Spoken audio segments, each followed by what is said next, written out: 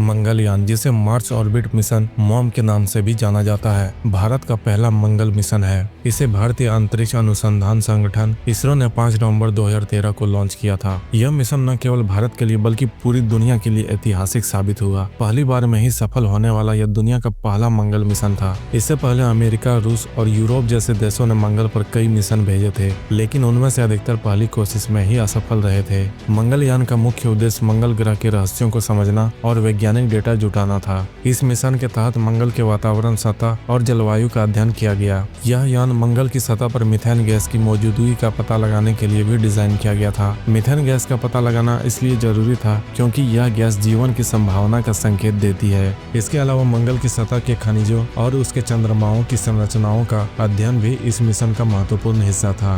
मंगलयान की सबसे बड़ी खासियत इसकी कम लागत थी। केवल 450 करोड़ की लागत से इसे तैयार और लॉन्च किया गया था। इसे दुनिया का सबसे सस्ता मंगल मिशन माना गया। यह इसलिए और भी खास हो जाता है क्योंकि कई देशों ने इससे पहले अपने मंगल मिशनों पर अरबों डॉलर खर्च किए थे। इसरो ने इसे किफायती बनाने के लिए मौजूदा तकनीकों और उपकरणों का दोबारा उपयोग किया था। इसके अलावा यान का डिजाइन छोटा और हल्का रखा गया। भारतीय वैज्ञानिकों ने सीमित संसाधनों और समय में इस मिशन को रहते हुए सफल बनाकर दिखाया। मंगलयान को श्रीहरिकोटा स्थित सतीश धवन अंतरिक्ष केंद्र से लॉन्च किया गया था। इसे polar satellite launch vehicle PSLV C-25 rocket के जरिए अंतरिक्ष में भेजा गया। PSLV इसरो का सबसे भरोसेमंद लॉन्च व्हीकल है, जिसे कई अन्य सफल मिशनों में भी इस्तेमाल किया गया है। मंगलयान ने 300 दिनों की लंबी यात्रा के बाद 24 सितंबर 2014 को मंगल की कक्षा में प्रवेश किया था। यह दिन भारतीय अंतरिक्ष विज्ञान के लिए इतिहास में दर्ज हो गया था। मंगलयान पर 5 प्रमुख उपकरण लगाए गए थे जो इसे वैज्ञानिक दृष्टि से बेहद उपयोगी बनाते हैं। Mars colour camera MCC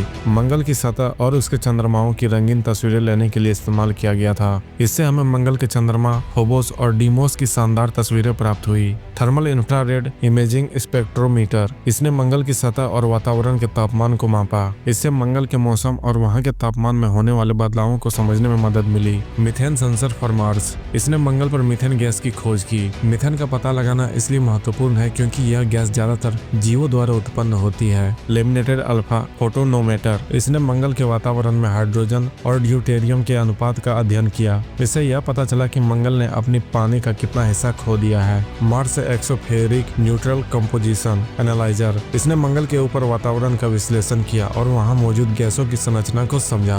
Mangalyaan ने मंगल ग्रह के बारे में हजारों रंगीन तस्वीरें भेजी। इन तस्वीरों ने वैज्ञानिकों को मंगल की सतह, उसके चंद्रमाओं, फोबोस और डीमोस और वहां के वातावरण को समझने में मदद की। इन तस्वीरों से यह भी पता चला कि मंगल की सतह पर विशाल घाटियां, ज्वालामुखी और धूल भरे तूफान है। मंगलयान के दौरान कई चुनौतियां सामने आई। यह भारत का पहला अंतर्राष्ट्रीय मिशन था और इसमें तकनीकी और बजट संबंधित बाधाएं थी। मिशन को सीमित संसाधनों में तैयार करना, 300 दिनों तक यान को सही दिशा और गति में बनाए रखना और मंगल की कक्षा में इसे सफलतापूर्वक स्थापित करना बेहद कठिन काम था। इन चुनौतियों के बावजूद इसरो के वैज्ञानिकों ने अपनी मेहनत और तकनीकी कुशलता से इसे सफल बना दिया और इतिहास के पन्नों में अपना नाम दर्ज कर दिया। इस मिशन ने न केवल भारत को अंतर्राष्ट्रीय स्तर पर मान्यता दिलाई बल्कि इसरो को दुनिया की अग्रणी अंतरिक्ष एजेंसियों में भी शामिल किया।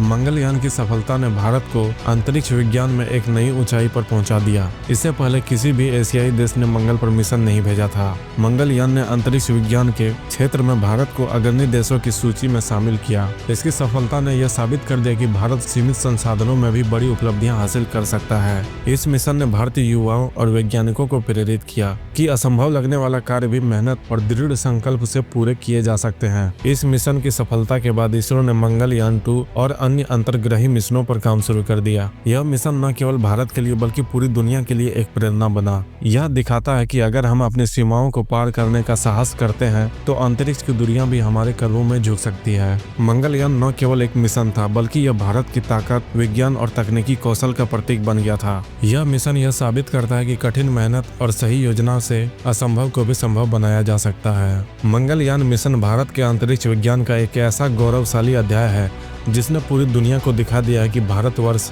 सीमित संसाधनों में भी बड़े सपने साकार कर सकता है। यह मिशन हर भारतवर्ष के लिए गर्व और प्रेरणा का स्रोत है। उम्मीद है कि आने वाले समय में भारत अंतरिक्ष की अनंत गहराइयों को और करीब से समझने के लिए नए मिशन लॉन्च करेंगे। आपकी जानकारी के लिए आपको बता दें, मंगलयान अभी मरा नहीं है, जिंदा है। ठीक वैसे ही जैसे लोग अंगदान करके दूसरे इंसानों में जीवित रहते हैं, ये कोई कल्पना नहीं है, सच है। इसकी वैज्ञानिक वजह भी मंगलयान के कई अंग आज भी आधुनिक और अपग्रेडेड रूप में देश की कई सैटेलाइट में उपयोग हो रहे हैं। हम आपको उन्हीं अंगों के बारे में बताएंगे।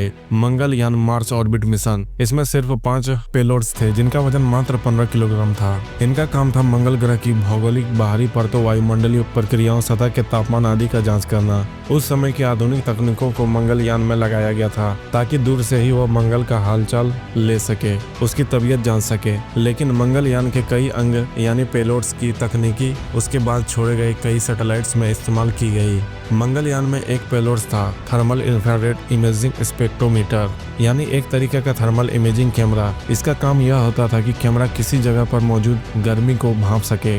इसे आमतौर पर थर्मल इंफ्रारेड कैमरा कहते हैं। यह रात में काम करता है क्योंकि धरती पर मौजूद हर वस्तु जीव का एक तापमान होता है। तापमान के आधार पर उस वस्तु का जीव की आकृति पता चल जाती है। वह कितना भी जमीन के अंदर छिपा हो या किसी घर में या फिर लोहे के मोटे बंकर में, उसके तापमान को नापा जा सकता है। इस कैमरे का उपयोग हमारे देश के उन सैटेलाइट में किया जा रहा है जो रिमोट सेंसिंग के लिए काम करते हैं। रिमोट सेंसिंग का मतलब हो गया दूर से किसी चीज को सेंस करना, खोजना या पहचानना। जिस सैटेलाइट में इस तकनीक का उपयोग हो रहा है उसमें मौसम संबंधित सैटेलाइट है, कार्टोग्राफी सैटेलाइट जैसे ईओस का माइक्रोसेट है, समुद्री बायोलॉजी को समझने वाले ओशनसैट सैटेलाइट है, लैंड यूज और मैपिंग के लिए भेजे गए कार्टोसेट सीरीज के सैटेलाइट है। इसके अलावा रक्षा मामलों में सैटेलाइट में भी थर्मल इंफ्रारेड इमेजिंग सेंसर्स लगे होते हैं या फिर कैमरे भी लगे होते हैं।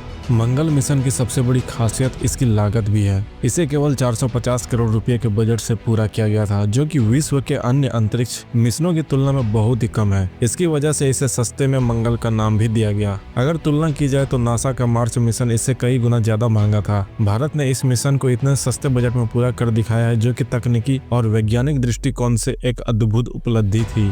इसरो के वैज्ञानिकों ने इस मिशन के लिए कई चुनौतियों का सामना किया। पहली चुनौती थी कि भारत के पास पहले से ही कोई अनुभव नहीं था कि इंटरप्लेनेटरी मिशन कैसे किया जाए। इस मिशन के लिए अत्यधिक सटीकता और उन्नत तकनीक की आवश्यकता थी, जो पहले कभी भारत में उपयोग नहीं की गई थी। इसके अलावा मंगल की दूरी और वहां तक पहुंचने के लिए आवश्यक ईंधन की खपत को ध्यान में रखते हुए यह सुनिश्चित करना एक बड़ा कदम था। मंगलयान के निर्माण और उसके परीक्षण में भारतीय वैज्ञानिकों ने अपनी प्रतिभा और समर्पण का बेहतरीन उदाहरण प्रस्तुत किया। इस मिशन में इसरो ने अपनी स्वदेशी तकनीक का उपयोग किया, जिसने भारत को अंतरिक्ष तकनीक में आत्मनिर्भर बना दिया। यह मिशन पूरी तरह से भारतीय वैज्ञानिकों के द्वारा डिजाइन और विकसित किया गया था। इसरो के अध्यक्ष डॉक्टर के राधाकृष्ण और उनकी टीम ने दिन रात मेहनत कर इस मिशन को सफल बनाया। इसरो के मंगलयान मिशन ने भारत को अंतरिक्ष अनुसंधान में एक नई ऊंचाई पर पहुंचा दिया। यह मिशन एक उदाहरण है कि कैसे सीमित संसाधनों के अनुभव के बावजूद भारतीय वैज्ञानिकों ने अपने समर्पण और मेहनत से असंभव को संभव कार्य करके दिखाया। मिशन मंगल की सफलता न केवल भारत और अंतरिक्ष अनुसंधान में एक नई पहचान दी, बल्कि यह भी साबित किया कि सपने अगर बड़े हो तो उन्हें साकार करने में जुनून हो तो कोई भी लक्ष्य दूर नहीं है। यह मिशन भारत की उस वैज्ञानिक और सांस्कृतिक विरासत का प्रतीक है जो कि सिखाती है जब किसी देश के लोग एक साथ मिलकर काम करते हैं तो वे किसी भी ऊंचाई तक पहुंच सकते हैं। मिशन मंगल न केवल एक भारत के लिए बल्कि पूरी दुनिया के लिए प्रेरणा बनी।